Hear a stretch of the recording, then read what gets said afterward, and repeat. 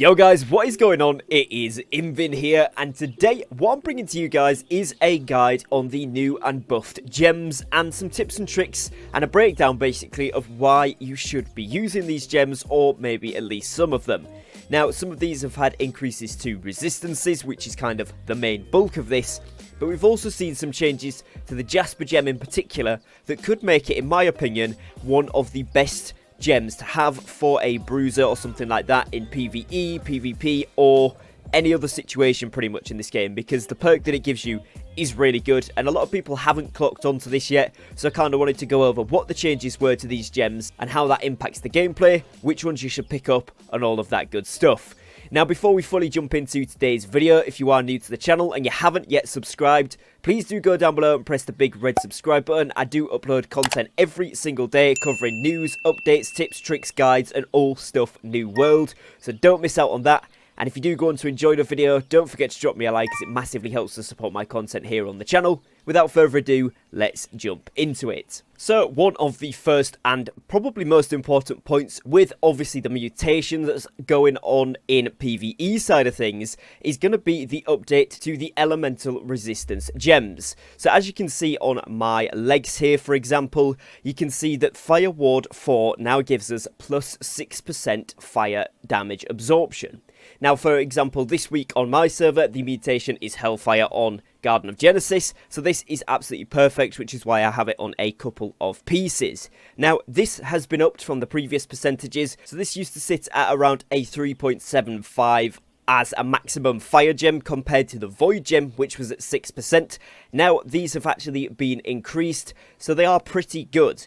Now, it doesn't stop at PvE with these ones either, because as a lot of you guys will probably know if you've done any OPR or any wars recently, Void Gauntlets, Ice Gauntlets seem to be the king of the mages. So for that reason, you could easily switch these gems out for an Abyssal gem or an Ice Resistant gem, and therefore give you a little bit of protection. Personally, I do think there is other ones that are better that give you all elemental resistance, some that give you physical and elemental, etc. However, if you are particularly getting hit very heavily by Ice Mages, for example, you know your enemy team runs 30 Ice Mages, throwing an Ice Gem on for 6% absorption would never be a bad move. So just to let you guys know that these have been buffed, because these are actually pretty good now, and especially for the mutations, you're certainly going to want to throw them on. Now, the next thing that we're going to talk about here is the Jasper gem. So firstly, the protection side of it, well, the Strike Ward 4, this has now been increased to a plus 5% strike damage absorption. This again has been upped from a 3.75, and it is the same for Thrust and for Slash Strike Wards as well. So these are all 5% now. Again, PvP particularly, having a couple of these on your set is not a bad thing. Maybe, you know, one or two of these across the entire set is not bad at all, and they can provide a very decent amount of damage. Strike damage, you're going to see things like the Warhammer. Slash damage, it's going to be the Hatchet, it's going to be the Great Axe, which is what a lot of people are using. And then, of course, Thrust damage, you're looking at things like the Rapier and the Spear.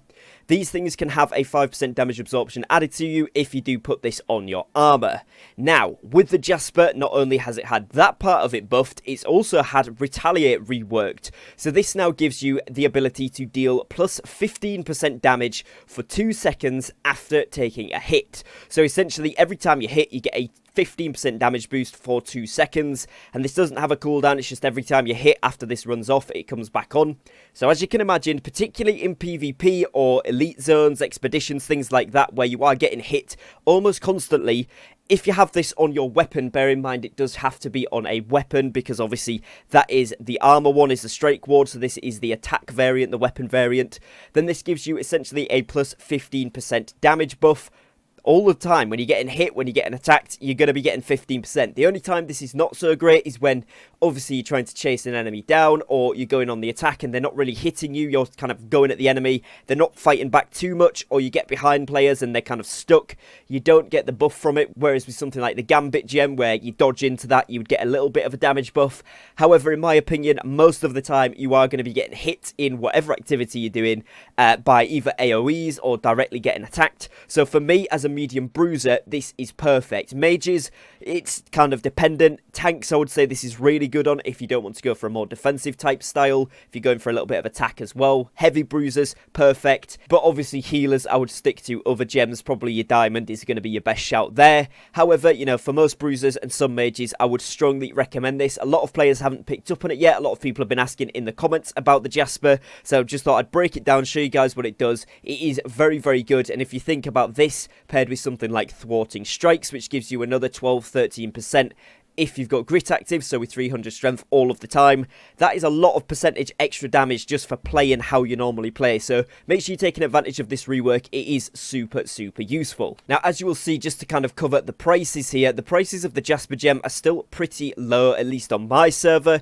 compared to some of the other ones, but these will probably go up in price as people become more aware of this. So if you are able to get some, and it is something that you think you want to run on your set, now would be the best chance to get hands-on with it. If we look at something like the Cut Pristine Ruby, obviously we know that's now got the 6% fire absorption buff. This is 285 gold per one, plus obviously your tax on top, so you're looking about 300 gold. However, bear in mind it is the Hellfire mutation on my server this week, so if that isn't the case for you, these may be a little bit more accessible. Now, do bear in mind that these, again, will be something players swap in and out of, particularly rubies and, of course, the void protection, so the abyssal gems or the amethysts here. And as you can see, these are still quite expensive. You're going to be hitting around the 200 gold mark. However, as this is not this week's mutation on my server, the prices are a little bit lower. So if you do want to get ahead with these new buff gems, you're going to want to use them in expeditions. Make sure you've just got a couple of the off-rotation ones. So if you're not using void this week, try and grab a couple while the price drops so that you've got some ready to put on your set for when it comes back, because undoubtedly, like the ruby gems are right now, they will soar when that mutation comes in, as pretty much everyone is grabbing them for these mutations now. They were before, and now they are even more so because they've been buffed.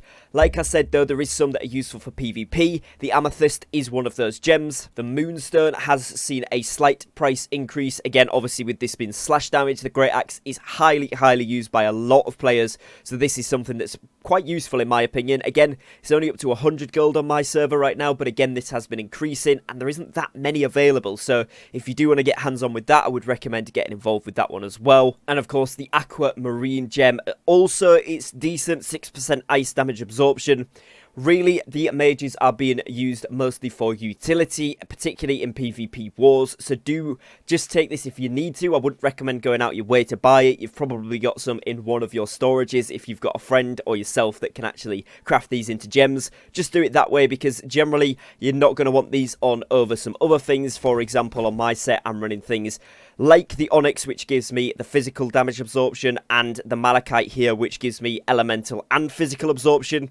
When I'm going into PvP as well, I often swap out these rubies for some of these diamonds here, which give us 1.9 physical and elemental, so it depends which you want more of. The malachites are going to give you more elemental with some physical. The diamonds are going to give you more physical with some elemental. Those have stayed the same as the previous patch, but it is worth noting that they are probably your best bet because it doesn't cover one element, it covers all of them. And the same with the physical absorption, it's all types of damage, not just one of them. However, like I said, if there is an enemy team specialising in one type of thing, or you seem to be taking a lot of damage from one particular source, then adding a 5 or 6% absorption to that source onto your set could be a really good move with this buff. So do bear it in mind, do think about taking it, and just weigh up your options for PvP, as often this can be really useful. So that is pretty much going to be it for today's video, guys. Hopefully you found it useful. I wanted to break down all of the changes that we've seen to these gems, as there is some quite big differences from the previous iterations of them, particularly the Jasper, but even just the higher percentages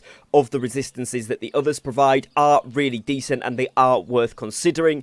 A lot of players have kind of stepped over them because the percentages weren't too high. Now they've been buffed. Some players are doing really well with these. It's entirely up to you what you do pick, so do be careful with swapping stuff out, test different things, see what works better for you, but now at least you know what they do and what the options are available for you after the Heart of Madness patch.